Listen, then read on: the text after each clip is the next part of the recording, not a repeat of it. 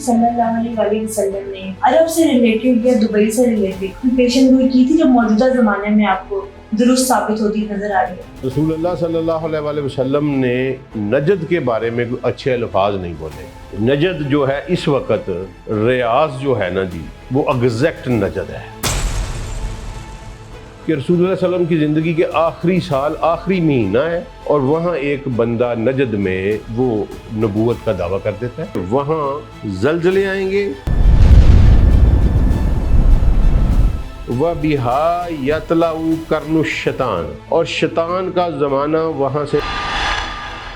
Kuwait والے جو ہیں اور بحرین والے یہ آپس میں کزن ہیں, یہ بنو عبد قیس ہے. تو اس وقت پورے جزیرۃ العرب کے اوپر وہ لوگ حکمران ہیں جن کے بارے میں رسول اللہ صلی اللہ علیہ وسلم نے فرمایا تھا کہ یطلع قرن الشیطان. سید رسول اللہ صلی اللہ علیہ وسلم اپنے مصلی مبارک پہ کھڑے تھے اور مشرق کی طرف ہاتھ اٹھا کے کہا کہ فتنہ یہاں سے نمودار ہوگا. وہ یمن کے سمندر میں ہے؟ نہیں نہیں نہیں. وہ شام کے سمندر میں ہے؟ نہیں نہیں نہیں نہیں. وہ مشرق میں ہے, وہ مشرق میں ہے, وہ مشرق میں ہے. اور مشرق میں یہ اس وقت پاکستان کے خلاف عموماً اور امت مسلمہ کے خلاف خصوصاً سب سے بڑا یہودیوں کا اڈا.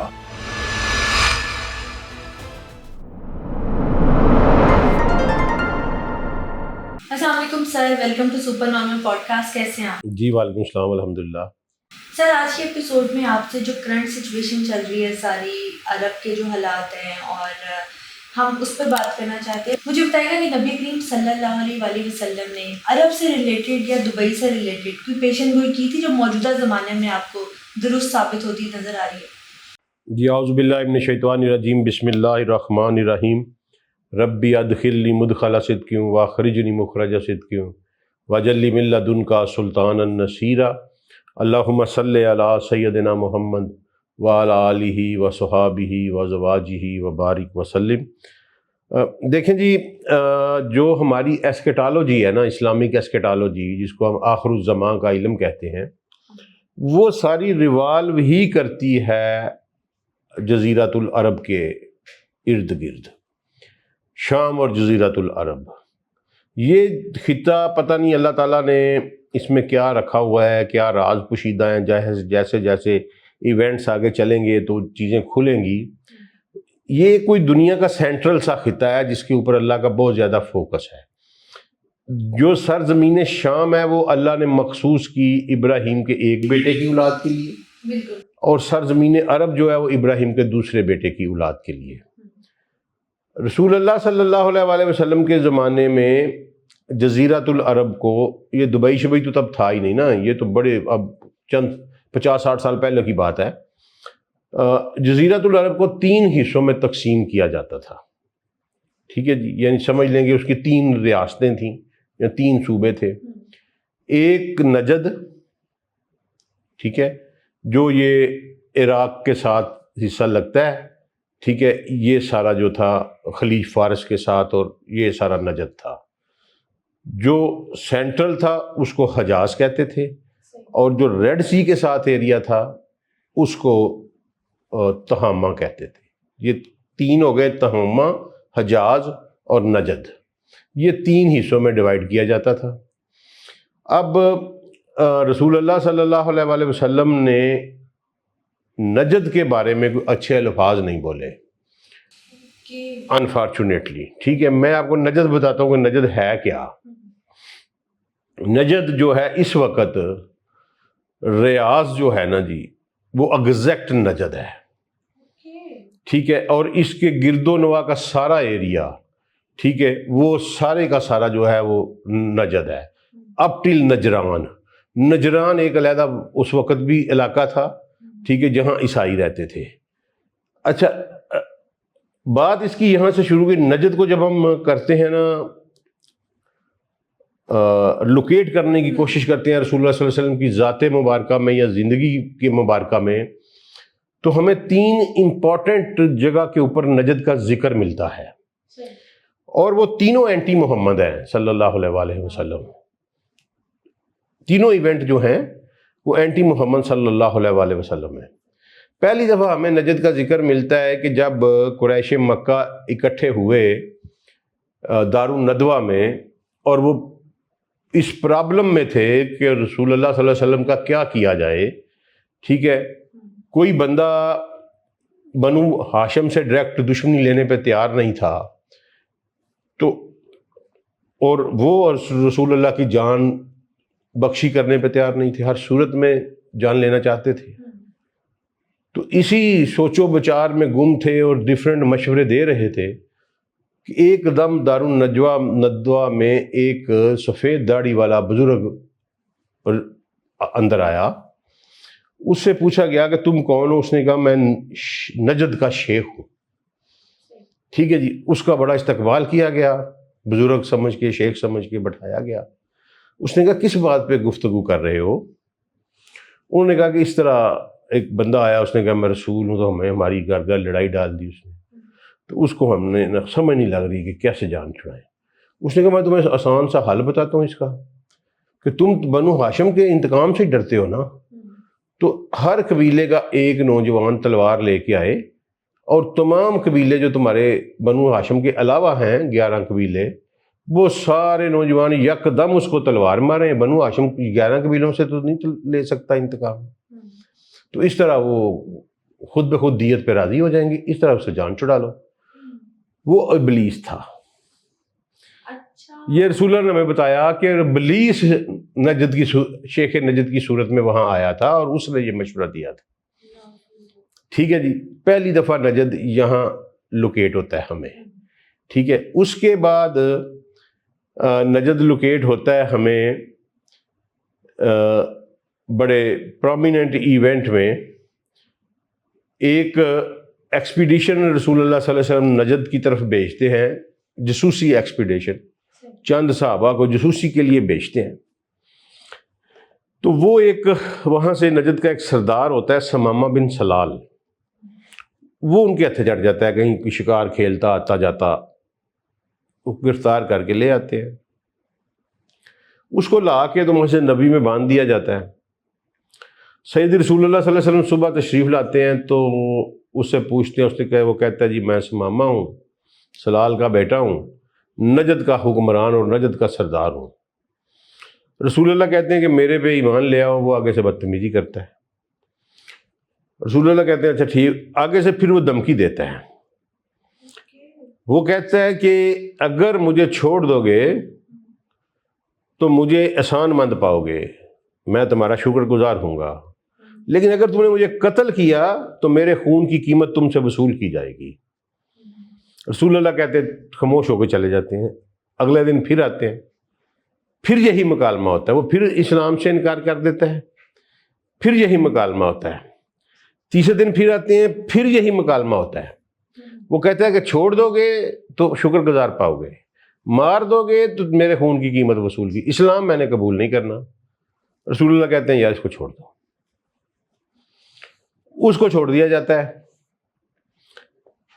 وہ تھوڑی دیر بعد واپس آ جاتا ہے. وہ کہتا ہے جی اب میں نہیں کہیں جا سکتا. اس کے پیچھے نبی کریم صلی اللہ علیہ وسلم کی حکمت عملی ہوتی ہے. ہاں، اب وہ واپس آ جاتا ہے، مسلمان ہو جاتا ہے. ایک یہ ہمیں ملا. تیسرا ہمیں بڑا ایونٹ ملتا ہے پھر کہ رسول اللہ صلی اللہ علیہ وسلم کی زندگی کے آخری سال، آخری مہینہ ہے، اور وہاں ایک بندہ نجد میں جو ہے وہ نبوت کا دعویٰ کر دیتا ہے. وہ رسول اللہ صلی اللہ علیہ وسلم کو خط لکھتا ہے کہ تمہارے بعد میں نبی ہوں، اور اگر تم میرے ساتھ معاہدہ کر لو کہ اپنے بعد یہ سب کچھ جو کچھ تمہاری حکومت امت ہے یہ مجھے دے جاؤ گے تو میں آپ کے اوپر ایمان لے آتا ہوں. ٹھیک ہے. اس کا نام ہوتا ہے، ہم سب اس کے نام کو جانتے ہیں، مسلمہ کذاب. اس کو کذاب کا نام سید رسول اللہ نے دیا، اس کا نام تھا مسلمہ. آپ نے فرمایا یہ مسلمہ کذاب ہے. آپ نے زمین سے ایک تنکا اٹھایا اور کہا کہ میں یہ تنکا بھی اسے دینے پہ تیار نہیں ہوں. اور جو بندے خط لے کے آئے تھے، اتنا سخت جملہ سید رسول اللہ نے کبھی نہیں فرمایا. فرمایا اگر قاصدوں کا قتل جائز ہوتا تو میں تمہیں قتل کر دیتا. وہ شخص رسول اللہ صلی اللہ علیہ وسلم دنیا سے چلے گئے. وہ شخص بہت بڑا فتنہ بنا، اس نے گرد و نواح کے تمام نجدی قبائل جو تھے ان کو اپنے حصار میں لے کے اپنی رسالت کے اوپر یقین دلا دیا. یہاں تک کہ ایک بندے سے پوچھا، ایک سردار تھا نجد کا، اس سے قریشی سردار نے پوچھا کہ یار تم جانتے ہو وہ جھوٹا ہے؟ اس نے کہا جی کہ قریش کے سچے سے ہمیں اپنا جھوٹا بہتر ہے. ٹھیک ہے. اچھا، وہاں اس دوران میں سید رسول اللہ صلی اللہ علیہ وسلم ایک دن بیٹھے ہوئے تھے. یہ بڑی پیٹنٹ حدیث ہے، اس کے اوپر بڑی تنقید ہوئی ہے. بڑے ہی یہ جو سعودی حکمران ہیں یا خلیجی حکمران ہیں، انہوں نے کسی نہ کسی طریقے سے اس حدیث کو غلط کرنے کی 1000 دفعہ کوشش کی ہے، نہیں کر سکے. ٹھیک ہے. آخری دفعہ انہی کا مفتی اعظم علامہ ناصر الدین البانی جو مفتی اعظم سعودی عرب تھا، آخری دفعہ وہ مور لگا کے کہ حدیث ٹھیک ہے. وہ حدیث یہ ہے کہ رسول اللہ صلی اللہ علیہ وسلم اپنے ساتھیوں کے ساتھ بیٹھے ہوئے تھے. آپ نے فرمایا کہ یا اللہ ہمارے یمن پر رحم فرما، ہمارے شام پر رحم فرما. وہاں کوئی نجد کے بندے بیٹھے ہوئے تھے، انہوں نے کہا یا رسول اللہ ہمارے نجد پر بھی. رسول اللہ خاموش رہے. یہ 2 دفعہ ایسے ہوا. تیسری دفعہ جب انہوں نے کہا کہ یا رسول اللہ ہمارے نجد پہ بھی، تو رسول اللہ نے کہا نہیں. ٹھیک ہے، وہاں زلزلے آئیں گے، وَبِهَا يَطْلَعُ قَرْنُ الشَّيْطَانِ، اور شیطان کا زمانہ وہاں سے طلوع ہوگا. ٹھیک ہے جی. یہ بہت امپارٹنٹ بات ہے. مولویوں نے زمانے کی بجائے کرن کا ترجمہ کر دیا سینگ، تاکہ لوگ کنفیوز کر جائیں. ٹھیک ہے. میں نے اس پہ پورا تھیسس لکھا، اپلوڈ بھی کیا ہوا ہے کہ کرن قرآن پاک میں 20ویں دفعہ آیا ہے اور زمانے کے لیے آیا ہے. تو وَبِهَا يَطْلَعُ قَرْنُ الشَّيْطَانِ کا مطلب ہے وہاں سے شیطان کا زمانہ طلوع ہوگا. ذوالقرنین کی بھی جب بات ہوتی ہے جی کرنا. ہاں جی ہاں. اچھا، نجد میں جو قبائل تھے نا، مسیلمہ کذاب کے خلاف جنگ ہوئی ایک بہت بڑی. صحابہ اکرام نے ایسی قربانی دی کہ آج تک ویسی جنگ نہیں ہوئی. اس کے وفادار تھے بڑے اسٹرانچ. 1200 صحابہ شہید ہوئے. آپ اندازہ لگائیں کہ سید رسول اللہ کے سارے دور میں محل کہ 100 کچھ صحابی شہید ہوئے ہیں. ٹھیک ہے. اور یہ ایک ہی جنگ میں 1200 صحابی شہید ہوئے. اتنا بڑا ہمارا لاس ہوا. لیکن ہر صورت میں انہوں نے اس فتنے کا، ختم نبوت کے خلاف جو فتنہ تھا، اس کا کلا کما کیا. لیکن یہاں کے جو قبائل تھے نا، انہوں نے کبھی بھی اسلام کی سینٹرل اتھارٹی کو تسلیم نہیں کیا. جو رسول اللہ کی بد دعا تھی یا کیا تھا. رسول اللہ صلی اللہ علیہ وسلم کے بعد جناب ابوبکر صدیق نے تو ان پہ پابندی لگا دی نا کہ ان کو آرمی میں شامل ہی نہیں کیا جائے گا. ان کے کسی بھی بندے کو وہ قریب بھی نہیں آنے دیتے تھے. سیدنا عمر فاروق نے اپنے آخری دور میں جا کے 8-10 سال کے بعد وہ پابندی اٹھائی. لیکن انہوں نے سب سے پہلے مولا علی کے خلاف جو بغاوت ہوئی، یہ اس کے جو خوارج نکلے، یہ اس نجدی قبائل اس کے روح روان تھے. ٹھیک ہے. وہ بندہ جس نے رسول اللہ صلی اللہ علیہ وسلم سے بدتمیزی کی تھی، ذوالخویسرہ تمیمی، جس نے رسول اللہ صلی اللہ علیہ وسلم کو کہا کہ محمد انصاف کیا کرو. ٹھیک ہے. یعنی وہ رسول اللہ صلی اللہ علیہ وسلم مال تقسیم کر رہے تھے، اس کو مال دیا تو اس نے کہا مجھے تھوڑا دیا ہے، لوگوں کو زیادہ دیا ہے، تم انصاف نہیں کر رہے. رسول اللہ نے کہا کہ اللہ تجھے ہلاک کرے، اگر میں انصاف نہیں کروں گا تو دنیا میں کون انصاف کرے گا. تو وہ رسول اللہ کی طرف پشت کر کے چلا. تو وہاں ایک صحابی بیٹھے تھے، انہوں نے کہا یا رسول اللہ میں اس کی گردن اتارنے لگا. رسول اللہ نے کہا نہیں، رک جاؤ. ٹھیک ہے.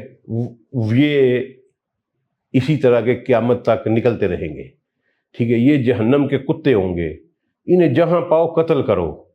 جو ان کو قتل کرے گا وہ بھی جنت میں جائے گا، جو ان کے ہاتھوں سے قتل ہوگا وہ بھی جنت میں جائے گا. پھر رسول اللہ نے فرمایا کہ ان کے قرآن تمہارے قرآن سے بہتر ہوں گے، ان کی نمازیں تمہاری نمازوں سے بہتر ہوں گی، ان کے روزے تمہارے روزوں سے بہتر ہوں گے، لیکن ایمان ان کے حلق میں اٹک جائے گا. ٹھیک ہے. اور ایسے ان سے نکل جائے گا جیسے تیر شکار سے نکل جاتا ہے. اچھا، یہ بات وہ بندہ تھا، اس کا نام تھا ذوالخویسرہ تمیمی. کہنے کو وہ بھی صحابی تھا ٹیکنیکل ڈیفینیشن کے مطابق. وہ بھی بنو تمیم نجد کا قبیلہ تھا. پھر مولا علی کے خلاف جب بغاوت ہوئی تو یہی نجدی قبائل جو تھے یہ پیش تھے. پہلی اسلام کہ سلطنت اسٹیٹ کے اندر اسٹیٹ جو بنائی وہ نجدہ اسٹیٹ بنی، ٹھیک ہے، اسٹیٹ کے اندر ان قبائل نے عباسیوں کے ناک میں دام کیے رکھا، ان قبائل نے بعد میں عثمانیوں کے ناک میں دم کیے رکھا، پھر عثمانیوں نے ان کے اوپر لشکر کشی کی، ان کو بھگا دیا، پھر یہ واپس آئے، ٹھیک ہے۔ اب میں آپ کو بتاتا ہوں کہ رسول اللہ صلی اللہ علیہ وسلم پہ کی شان پہ قربان جائیں کہ وہ جو یطلع قرن الشیطان تھا نا، وہ ہو چکا ہے، ٹھیک ہے۔ کیسے ہو چکا ہے کہ اس وقت جزیرۃ العرب پہ، پورے جزیرۃ العرب پہ جتنے یہ GCC گورنمنٹ کنٹریز ہیں، ان پہ نجدی قبائل حکمران ہیں۔ آل سعود کون ہے؟ بنو حنیفہ، مسلمہ کذاب کے قبیلے سے۔ آپ گوگل پہ جائیں، میں اپنے ناظرین کو بھی کہہ رہا ہوں کہ وہ گوگل پہ جائیں، ایک سوال ٹائپ کریں کہ ٹرائب آف آل سعود، آپ کو منسٹری آف فارن افیئر سعودی عربیہ کا جواب آ جائے گا کہ بنو حنیفہ، ٹھیک ہے جی۔ اچھا، یہ بنو حنیفہ ہیں، یہ جو ہیں دبئی شارجہ والے، یہ بنو یاس ہیں۔ اور اس پہ ہم نے بات بھی کی تھی کہ دبئی والوں نے جو معاہدہ اگریم بھی کر جی یہ بنو یاس ہیں، یہ بھی نجدی قبیلہ ہے۔ ان کی آگے دو شاخیں ہو گئیں، ایک الفلائی ایک الفلاسی، ٹھیک ہے جی۔ اچھا، اس کے بعد کویت والے جو ہیں اور بحرین والے، یہ آپس میں کزن ہیں، یہ بنو عبد قیس ہے، یہ بھی نجدی قبیلہ ہے۔ جو ہے قطر والے، وہ بنو تمیم ہے، جس کا وہ ذوالخویصرہ تمیمی تھا، تو یہ بھی نجدی قبیلہ ہے۔ اور یہ جو ہیں عمان والے، یہ وہی خارجی ہیں اباضی، جنہوں نے مولا علی کے خلاف بغاوت کی تھی، یہ انہی کی آف شوٹ ہے۔ تو اس وقت پورے جزیرۃ العرب کے اوپر وہ لوگ حکمران ہیں جن کے بارے میں رسول اللہ صلی اللہ علیہ وآلہ وسلم نے فرمایا تھا کہ یطلع قرن الشیطان وبہا یطلع، جہاں سے شیطان کا زمانہ طلوع ہوگا۔ اور ہم بھی دیکھ بھی رہے ہیں نا کہ بت پرستی بھی شروع ہو گئی۔ ہاں، میں اس طرف آ رہا ہوں۔ اب اور رسول اللہ صلی اللہ علیہ وسلم نے کیا کیا بتایا؟ یہ عرب کا مشرق بنتا ہے، یعنی اگر آپ مدینہ میں کھڑے ہوں نا جی، تو یہ سارا کچھ، یہ جو دبئی، شارجہ، قطر، یہ مشرق میں آتا ہے۔ سید رسول اللہ صلی اللہ علیہ وسلم اپنے مصلی مبارک پہ کھڑے تھے اور مشرق کی طرف ہاتھ اٹھا کے کہا کہ فتنہ یہاں سے نمودار ہوگا، ٹھیک ہے جی۔ فتنہ دجال کے بارے میں بات ہو رہی تھی، کوئی بھی فتنے سے مراد ہے کوئی بھی شر، ٹھیک ہے جی، یہاں سے نمودار ہوگا۔ اچھا، لوگوں نے اس کو ٹریس کیا، میں نے بھی اس پہ ورک کیا، میں نے نقشے کے اوپر اگر آپ مدینے سے سیدھی لائن مشرق کی طرف کھینچیں تو وہ سب سے پہلے ریاض میں جاتی ہے، جو آج سعودیہ کا دارالحکومت ہے، اس کے بعد پھر وہ UAE میں داخل ہوتی ہے، پھر قطر سے نکلتی ہوئی آگے بحر عرب میں آ جاتی ہے، عربین سی میں آ جاتی ہے۔ اچھا، اس کے علاوہ جب تمیم داری نے آ کے بتایا کہ میں ایک جزیرے کے اوپر دجال سے مل کے آئے، وہ آپ کے ساتھ پروگرام کیا ہوا ہے وہ ہم نے، ٹھیک ہے، اس وقت بھی رسول اللہ صلی اللہ علیہ وسلم نے آخر پہ کہا کہ وہ سٹائل رسول اللہ صلی اللہ علیہ وسلم کا یہ تھا کہ وہ یمن کے سمندر میں ہے، نہیں نہیں نہیں، وہ شام کے سمندر میں ہے، نہیں نہیں نہیں نہیں، وہ مشرق میں ہے، وہ مشرق میں ہے، وہ مشرق میں ہے، ٹھیک ہے، اور مشرق میں UAE ہے، اس سے آگے سمندر ہے، ٹھیک ہے۔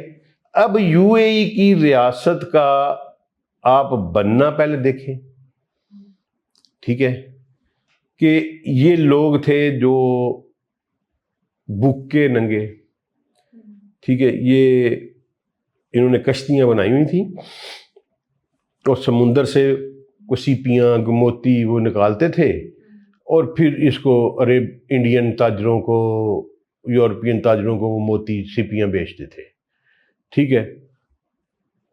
آپس میں ان کی دشمنیاں تھیں. یہ سارے ان کا جو ایڈونٹ ہے بھائیوں کو انہوں نے قتل کیا ہوا ہے. ٹھیک ہے. ان کا ایک بندہ تھا، وہ ایک زید کبیر اس کو کہتے ہیں. ٹھیک ہے. وہ ہرن کے شکار پہ گیا تو وہ ہرن بھاگا، وہ ہرن کے پیچھے پیچھے ایک جگہ پہ گیا تو وہاں پانی تھا. ٹھیک ہے جی. تو اس نے اس کا نام ابو ذئب رکھا. ابو ظبی جو ہے ہرن کا باپ، وہ بڑا حیران ہوا کہ یہاں تو پانی موجود ہے. وہ سارے قبیلے کو اٹھا کے وہاں لے آیا. یوں ابو ظبی کی بنیاد پڑی. ٹھیک ہے. یہ ہسٹری ہے. ٹھیک ہے. پھر اس کو اس کے بھائیوں نے مارا، اس کے بھائیوں کو یہ بھائی آپس میں جو ہے نا یہ ایک دوسرے کو قتل کرتے رہے.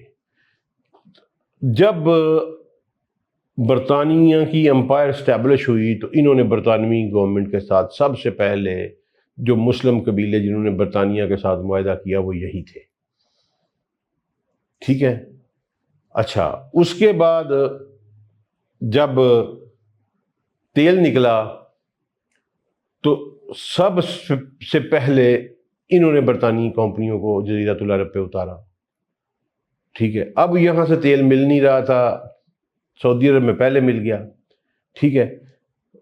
جب یہ ورلڈ وار 1 کے بعد عثمانی ترکوں کو شکست ہو گئی تو فرانس اور برطانیہ نے مل کے اس خطے کی بندر بانٹ کی تو یہ چھوٹی چھوٹی ریاستیں بنائیں انہوں نے. ٹھیک ہے جی. اور یہ سمجھیں اسلام کے اوپر ایک پوٹیٹو ہے. ایک ریاست جو اپنا دفاع ہی نہیں کر سکتی اس کو قائم رہنے کا حق ہی حاصل نہیں ہے. بڑی سمپل سی بات ہے. مثلا میری فیملی ساری کویت رہی ہوئی ہے. ٹھیک ہے. کویت جو ہے جوہر ٹاؤن جتنا ملک ہے، لاہور جتنا بھی نہیں. ہاں 1 گھنٹے میں کویت ختم ہو جاتا ہے. ان کی اپنی آبادی جو ہے 5 سے 6 لاکھ ہے. یو اے ای کی اپنی آبادی 10 سے 15 لاکھ ہے. ٹھیک ہے نا. یہ انگریز نے یہ سارا سیٹ اپ MI6 نے بنایا. یہ سارے کے سارے رسول اللہ کی اس حدیث کے تحت یہ انہی کے ایجنٹ ہیں. یہ قرن الشیطان طلوع ہوا ہے. جزیرۃ العرب کے اوپر ان کا قبضہ ہے. اچھا، اب آگے چلیں گے. انہوں نے حرام زدی ایک تو یہ کہ انگریزوں کو لے کے آئے. رسول اللہ صلی اللہ علیہ وآلہ وسلم نے فرمایا تھا کہ یہود و نصارہ کو جزیرۃ العرب سے نکال دینا. یہ وصیت تھی رسول اللہ کی. ابوبکر صدیق کو ٹائم نہیں ملا. جناب عمر ابن الخطاب نے یہود و نصارہ کو بڑے عزت اور احترام کے ساتھ جزیرۃ العرب سے نکال دیا. انہوں نے ان کو 2 اسکیمز آفر کی کہ عیسائیوں کو انہوں نے کرسچنز کو عراق میں سیٹل کیا اور جیوز کو انہوں نے شام میں. انہوں نے جزیرۃ العرب سے نکل جاؤ، جتنی تمہاری ادھر زمین ہے ادھر اتنی جا کے 2 گنا لے لو. صحیح. ٹھیک ہے جی. اگر عیسائی ہے تو اس کو عراق میں 2 گنا لے لو، اگر یہودی ہے تو اس کو شام میں 2 گنا لے لو. اگر 2 گنا زمین قبول نہیں ہے تو اپنی اس زمین کی مارکیٹ ویلیو لے لو اور یہاں سے چلے جاؤ. سب کو نکال دیا. 2 کام جناب عمر بن الخطاب نے کیے. ایک یہ کہ انہوں نے انشور کیا کہ جزیرۃ العرب پر کوئی کرسچن کوئی جیو جو ہے وہ باقی نہ رہے.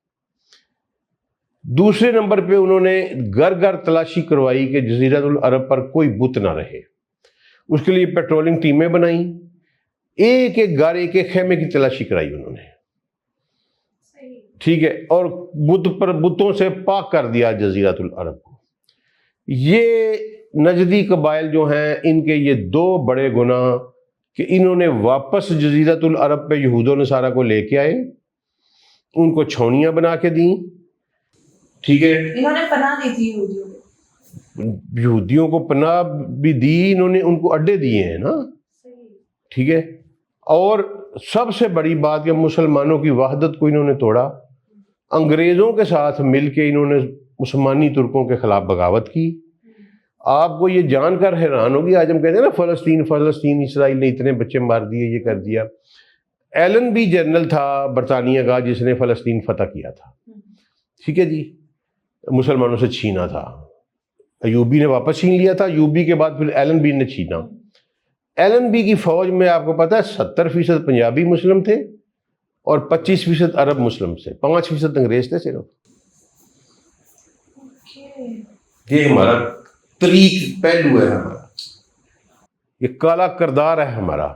ایلن بی کی وہ فوج جس نے فلسطین فتح کیا تھا اور فلسطینیوں کا خون بہایا تھا، اس فوج کے 70% سپاہی پنجابی مسلمز تھے اور 25% عرب مسلمز تھے۔ وہ تو صرف چند ہزار وہ لے کے آیا تھا۔ مجھے ایک بابا ملا، میری پوسٹنگ تھی دیپال پور، تو اس وقت یہ کوئی بات ہے 2003-04 کی، یعنی آج سے 23-24 سال پہلے کی بات ہے۔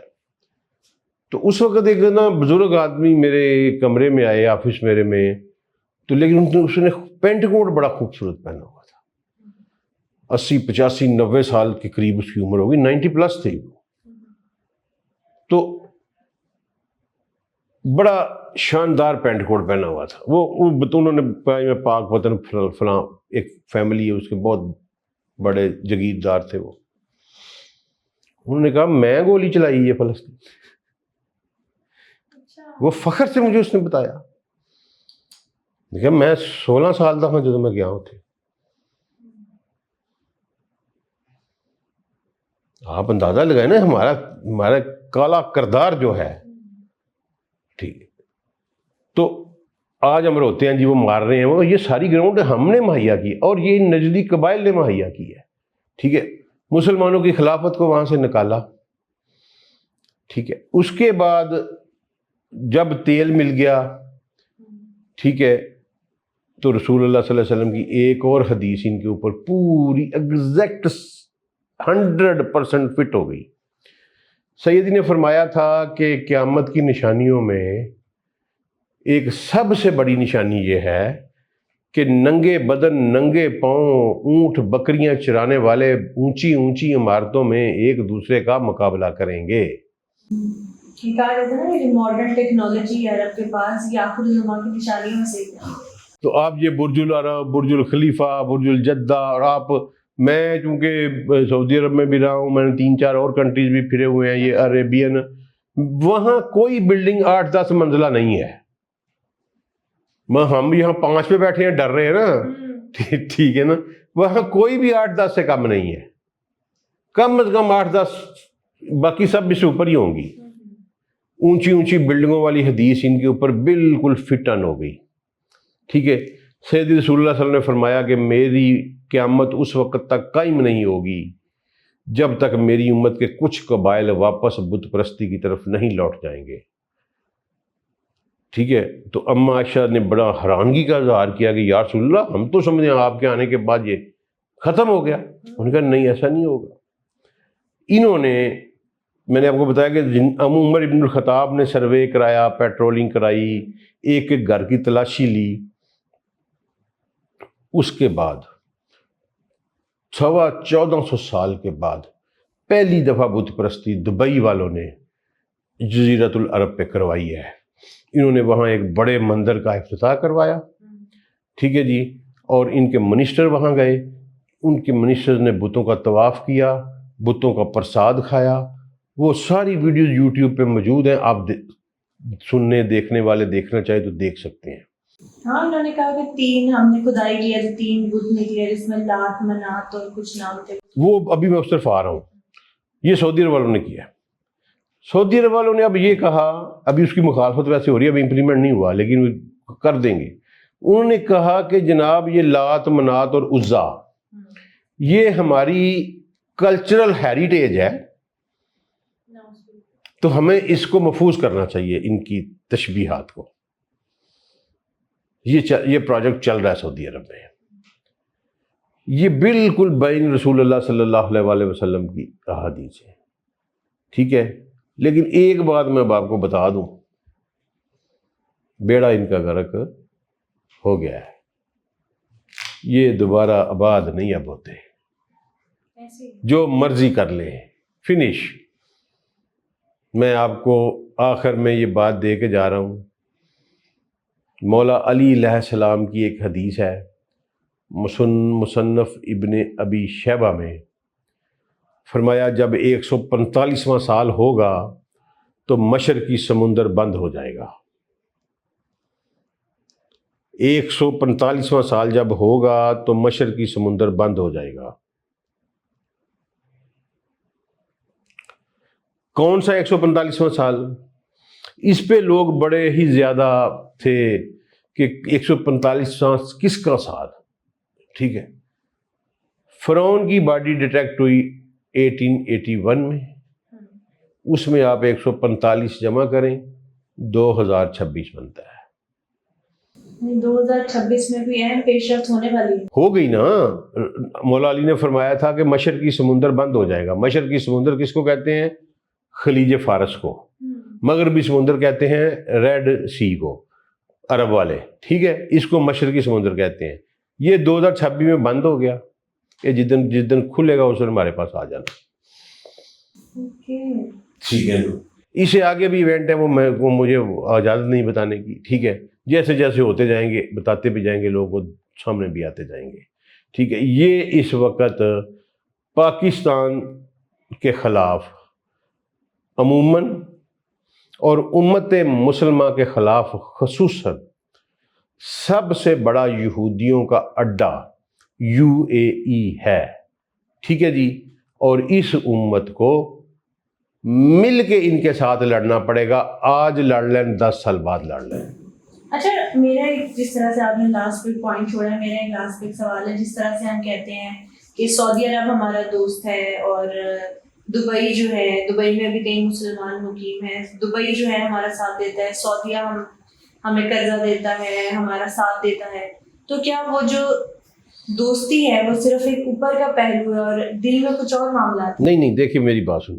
اللہ نے کہا کہ یہ مکروا ومکر اللہ واللہ خیر الماکرین. یہ پلاننگ کر رہے ہیں، میں بھی اپنی پلاننگ کر رہا ہوں. اللہ نے کہا اور میری ہی پلاننگ بہتر ہے. ٹھیک ہے نا. اب یہ جو کچھ مرضی کرے، اللہ نے حالات اس طرح بنا دیے. دیکھیں کہ اللہ گیر گار کے ان کو یہاں لے آیا کہ ان کو پاکستانی فوج وہاں اترانی پڑی. میں نے تو اس دن 2 نفل پڑے تھے. ہم تو 25 سال سے اس لمحے کا انتظار کر رہے تھے کب ہماری آرمی کے بوٹ جو ہیں وہ آفیشیلی اتریں سعودی عرب کے اوپر، کیونکہ وہ ہم ہی ہیں.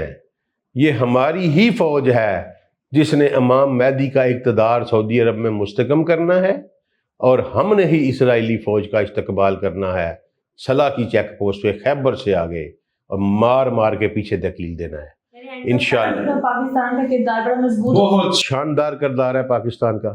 ٹھیک ہے، اور یہ اللہ کی پلاننگ کے تحت ہو رہا ہے. الحمدللہ ہمارے بوٹس آن گراؤنڈ سعودی عرب میں اتر گئے ہیں، کس مرضی لحاظ سے اترے ہیں. ٹھیک ہے، میں تو بتا رہا ہوں 15-20 سال سے میں اس دن کے انتظار میں تھا کہ کب یہ آفیشیلی بوٹ جو ہیں ہمارے اترے، ہمارے طیارے وہاں کھڑے ہوں. ٹھیک ہے، ہم ہیں. اگر یہ ایونٹ جو ہیں وہی ہیں، غیب اللہ جانتا ہے. اگر مہدی نے ان 50 60 70 سالوں میں آنا ہے تو پھر ہم ہیں، ہماری فوج ہے جس نے مہدی کو مستحکم کرنا ہے. ٹھیک ہے جی. اگر 500 سال بعد کے آنا ہے تو پھر ہم کچھ نہیں کہہ سکتے. اگر اب اس صدی میں آنا ہے تو پھر ہم ہی ہیں، ہمارے علاوہ کوئی اور نہیں ہے. یہ بڑی امپورٹنٹ بات کی آپ نے آج کی جو لاسٹ پارٹ تھا ایپیسوڈ کا اس میں. لیکن چلیں سلسلہ جاری رہے گا، آپ سے ایسی ٹیکنالوجی پر بات کریں گے انشاءاللہ. اور اینڈ آف ٹائمز کے جو ڈفرینٹ چیپٹرس ہیں اور ڈفرینٹ کویشچنس مائنڈ میں آتے ہیں وہ سب آپ سے کلیئرٹی لینے کے لیے آپ کے پاس دوبارہ آئیں گے. لیکن thank you so much. Dubai کی جو کرنٹ سچویشن تھی، عرب میں جو حالات ہیں سارے، اور جو اینڈ آف ٹائم کے ساتھ سائنس جڑے جاتے ہیں ان کے بارے میں آپ نے بڑے قرآن و حدیث کے ریفرنسز سے ہمیں چیزیں بتائیں. اسلامک ہسٹری میں جو ہمیں واقعات ملتے ہیں وہ بھی بتایا. تھینک یو سو مچ. جی بہت شکریہ.